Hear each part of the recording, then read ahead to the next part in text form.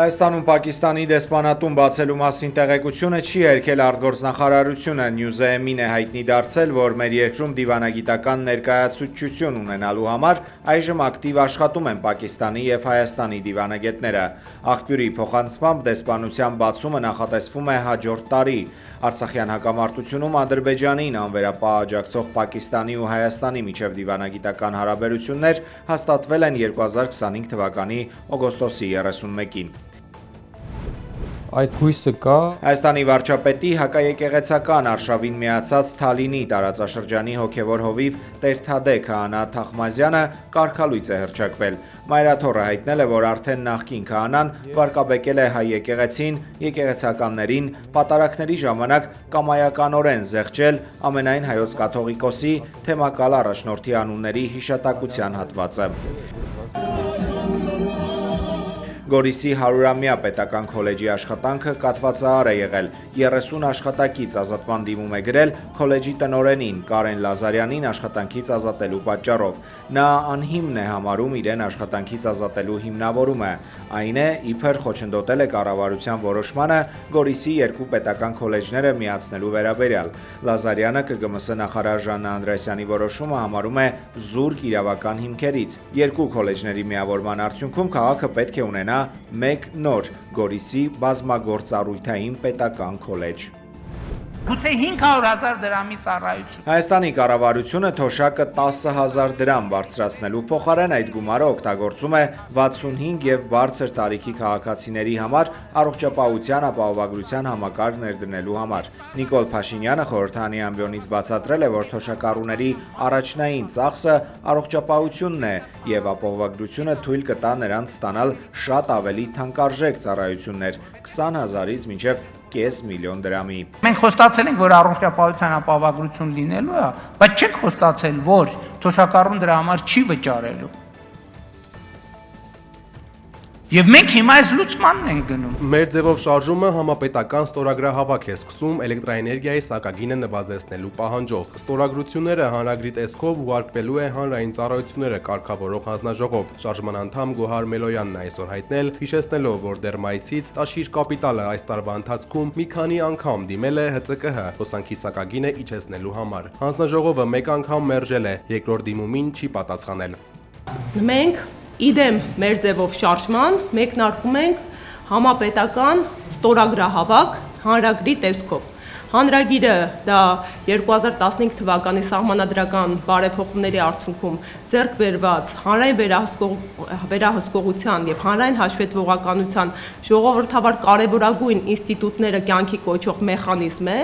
ինքը լավագույն բարեփոխումներից ու ներդրումներից էր մեր սահմանադրության մեջ, որի միջոցով քաղաքացիները կարողանում են իրենց վերաբերելի հարցերով, իրենց կյանքին առնչվող հարցերով պետական մարմիններին դիմումներ եւ պահանջներ ներկայացնել։ Շարժման անդամի խոսքով Տաշիր կապիտալի ճիշտ ղեկավարման շնորհիվ հեծում կուտակվել է ավելի քան 6 միլիարդ դրամ շահույթ, ինչը հնարավորություն է տալիս իջեցնել էլեկտրաէներգիայի սակագինը։ Հիմնավորումը կայանում է նրանում, որ 2024 թվականին էլեկտրաէներգիայի ընդհանուր մուտքը կազմել է մոտ 5 միլիարդ կիլովատժամ, որից 2.1 միլիարդ կիլովատժամը սպառվել է բնակչության կողմից։ Եվ եթե մենք դիտարկում ենք, որ կա 6 միլիարդ եւ ավել դրամի խնայողություն, որը որ մենք բաժանենք 2 միլիարդ բնակչության կողմից սպառված էլեկտրաէներգիայի, դա կազմում է մոտ 3 դրամի կարգով, հանրային ծառայությունների կարգավորող հանձնաժողովը պետք է իջեցնի սակագինը։ Սա է մեր դիրքորոշումը։ Ստորագրահավաքին մասնակցելու հնարավորություն ունեն Հայաստանի Հանրապետության բոլոր քաղաքացիները։ Ինչ են մտածում երևանցիները։ Հնարավոր կլինի ստորագրահավաքի միջոցով ստիպել ՀԾԿՀ-ին էժանացնել հոսանքը 3 դրամ։ Քանի որ նախաձեռնությունը մեր ձևով շարժումից է գնում, դժվար թե դա ընդունեն անեն, քանի որ երևի թե ինձ թվում է կառավարությանը դա դուր չի գա։ Երևի իրենց շահերից ելնելով ավելի շատ շահույթ ստանալու համար։ Դե համապատասխան մարմիններ կան, որ պետք է զբաղվեն դրանով, պարզ են, մենք չենք կարող ասենց, օդի մեջ չեմ կարող ասեմ, ինչն է պատճառը։ Մարմիններ կան, որ պետք է իրանք զբաղվեն, անգործ չմնան զբաղվեն, պարզ են։ Հնարավոր է իջացնելու, պիտի իջացնեն, եթե հնարավոր չէ, ուրեմն բայց պարզ է լի, այդ ամեն ինչը պարզ, որ մարդկանց հասանելի լի։ Ինձ թվում է մեր այս երկիրը ոչ մի պրեզիդենտ չի ղեկավարում, սա դրսից է ղեկավարվում, թե որ երկրից, ամեն անգամ մի ձևով, այ հենց դրա համար ոչ ընտրական համակարգ գոյություն ունի ստեղ, այդ համակարգը չի գործում։ Գյուղատնտեսական նոր ռեֆորմի առաջարկ է արել մեր ձևով շարժման համակարգող Նարեկ Կարապետյանը։ Նրա խոսքով վերջին 10 տարվա ընթացքում Հայաստանում գրեթե բոլոր ապրանքները թանկացել են, մինչդեռ գյուղացու հիմնական արտադրանքի կաթի գինը մնացել է անփոփոխ 120-ից 130 դրամ։ Սրա պատճառով գյուղացիները պակաս գնողունակ են դարձել, աղքատացել են։ Կարապետյանը առաջարկում է, որ պետությունը սուբսիդավորի կաթի գինը յուրաքանչյուր լիտրի համար ավելացնելով 40 դրամ։ Հասկանանք 120-130 դրամ, երբ գյուղացին կաթը վաճառում է, նրա շահույթը ընդամենը 40-50 դրամ է, քանի որ խոտի գին, այլ ծախսեր եւ աշխատանքի մեծ աշխատանքի արդյունք է, անասնապահությունը դժվար աշխատանք է։ Իսկ եթե պետությունը եւս 40 դրամ սուբսիդավորում է, նրա շահույթը գրեթե կրկնապատկվում է։ Այսինքն մենք ապահովելով 170, 160-ից 170 դրամ ստաբիլ կաթի գին անգամ մայիսին, հունիսին, հուլիսին, լավ սեզոնին կկարողանանք գյուղերին, գյուղատնտեսական տնտեսություններին, գյուղացիական տնտեսություններին տալ կրկնակի եկամուտ եւ դա հեղափոխական ազդեցություն կթողնի մեր գյուղերի վրա։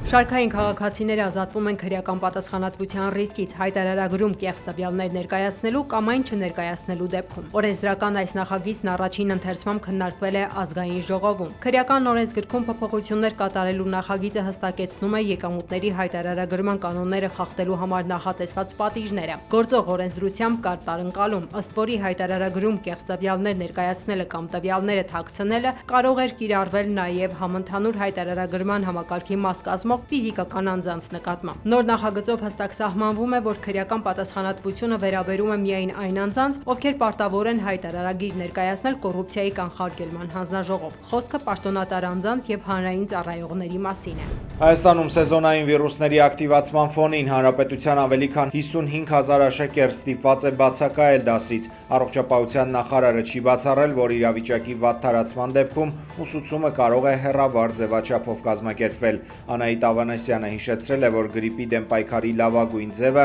պատվաստումն է, որը նվազեցնում է հիվանդանալու հավանականությունը, թեթևացնում է հիվանդության ընթացքն ու բարդությունները։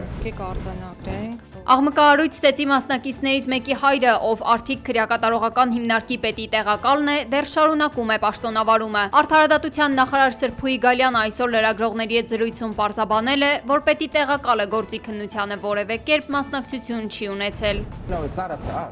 ԱՄՆ պետքարտուղար Մարկո Ռուբիոն մանրամասնել է, թե որն է ուկրաինական հակամարտության կարգավորման շուրջ ընթացող բանակցությունների ամենասուր անհամաձայնության առարկան։ Կողմերի միջև ընթացող բանավեճն այս պահին կենտրոնացած է կոնկրետ տարածքային խնդիրների վրա։ Դա վերաբերում է մոտավորապես 30-ից 50 կիլոմետր տարածությանը։ Բացի այդ, բանակցությունների առանցքային եւ վիճահարույց հարցը Դոնեցկի մարզի այն հատվածի ճակատագիրն է, որը դեռևս գտնվում է ուկրաինական կողմի վերահսկողության ներքո։ Խոսքը Դոնեցկի տարածքի մոտ 20%-ի մասին է, ասել է պետքարտուղարը։ Նա նաև շեշտել է, որ Ուկրաինայի անվերջ ֆինանսավորումը անիրատեսական է եւ տեղի չի ունենա։ Մոսկվայում տեղի ունեցած ռուս-ամերիկյան պատվիրակությունների մոտ 5 ժամ տևած հանդիպումից հետո Ռուսաստանի նախագահի օգնական Յուրի Ուշակովը հայտարարել է, որ բանակցություններն արդյունավետ են եղել։ Հնարավորություն ունեցանք մանրամասն քննարկել ուկրաինական ճգնաժամի երկարաժամկետ խաղաղ կարգավորման հասնելու համար հետագա համատեղ աշխատանքի հեռանկարները, ասել է նա։ Ավելի վաղ հայտարարվել էր, որ Մոսկվայում հանդիպումից հետո ամերիկյան բանագնացները եվրոպական երկրներից մեկում պետք է հանդիպեին Վլադիմիր Զելենսկու հետ, սակայն ուկրաինական կողմը չեղարկել է հանդիպումը։ Ռուսաստանի նախագահ Վլադիմիր Պուտինն անդրադարձել է Եվրոպայի դեմ պատերազմելու մասին լուրերին եւ հերքել տարածված տեղեկությունները։ Մենք չենք պատրաստվում պատերազմել Եվրոպայի դեմ, ես այդ մասին արդեն 100-րդ անգամ եմ ասում, սակայն եթե հանկարծ Եվրոպան ցանկանա մեր դեմ պատերազմ սկսել, մենք պատրաստ ենք հենց հիմա, այստեղ ոչ մի կասկած չի կարող լինել։ Պուտինը նշել է, որ եթե ուկրաինական հակամարտության հարցում իրենք նրբանկատորեն են մոտենում, ապա Եվրոպայի դեմ պատերազմներից լրիվ այլ կերպ է լինելու, որովհետև այդ պարագայում ոչ ոք չի լինի, որի հետ Ռուսաստանը կարող է բանակցել։ Последствия могут быть самыми разными. Կրեմլի պաշտոնական ներկայացուցիչ Դմիտրի Պեսկովը հերքել է, թե իբր Վլադիմիր Պուտինը մերժել է Միացյալ Նահանգների ներկայացրած խաղաղության ծրագիրը։ Պեսկովը նշել է, որ նման ձևակերպումը սխալ է եւ չի համապատասխանում իրականությանը։ Ըստ ռուսական կողմի բանակցություններն Ամերիկայի հետ պետք է ընթանան առավելագույն զսպվածության պայմաններում։ Ռուսաստանի կարծիքով, որքան լուր եւ գաղտնի պայմաններում լինեն քննարկումները, այնքան դրանք ավելի արդյունավետ կլինեն կողմերի համար։ Այդ սկզբունքին Ռուսաստանը հավատարիմ կմնա եւ Կրեմլը հույս ունի, որ ամերիկյան կողմը նույնպես, ասել է Պեսկովը։ Четко стоят на позициях своих. Ուկրաինայի ՆԱՏՕ-ին անդամակցելու հարցում դաշինքում դեռևս կոնսենսուս չկա, հայտարարել է ՆԱՏՕ-ի գլխավոր քարտուղար Մարկ Ռուտեն։ Նրա խոսքով կարևոր է տարբերակել սկզբունքայինությունը գործնականից։ Ուկրաինայի անդամակցության համար անհրաժեշտ է անդամ բոլոր երկրների համաձայնությունը։ Ավելի վաղ ԱՄՆ նախագահ Դոնալդ Թրամփը եւ Ռուտեն նշել են, որ Ուկրաինայի անդամակցությունը չի կարող լինել որևէ խաղաղության պայմանագրի մաս։ Վլադիմիր Զելենսկին բազմիցս է կոչ արել թույլատրել երկրի անդամակցությունը, մինչդեռ Ռուսաստանը պնդում է, որ Ուկրաինան պետք է մնա պաշտոնապես չեզոք։ Չնայած բանակցություններին Ռուսաստանի Տամբովի մարզում ուկրաինական անօդաչուները հարվածել են նավթամբարին։ Դեպքի հետևանքով խոշոր հրդեհ է բռնկվել։ Ռուսաստանի նախագահ Վլադիմիր Պուտինը հայտարարել է, որ եթե Կիևը շարունակի հարձակվել Սևծովում գտնվող ռուսական տանկերների վրա, Մոսկվան կձեռնարկի պատասխան միջոցներ։ Նրա խոսքով ռուսական բանակը կարող է տալ արմատական այնպիսի պատասխան, որի արդյունքում Ուկրաինան ամբողջությամբ կկտրվի ծովից։ Երևանի քաղաքապետարանի աջակցությամբ Հայաստանի ամբողջ տարածքում գործում է հուզական աջակցության անվճար թեժգիծ 0-800-00-900 հեռախոսահամարով։ Նախաձեռնության նպատակն է աջակցել քաղաքացիներին հոգ տանել հոգեկան առողջության համար։ Ծառայությունը հասանելի է երկուշաբթիից ուրբաթ առավոտյան 9-ից երեկոյան 6-ը։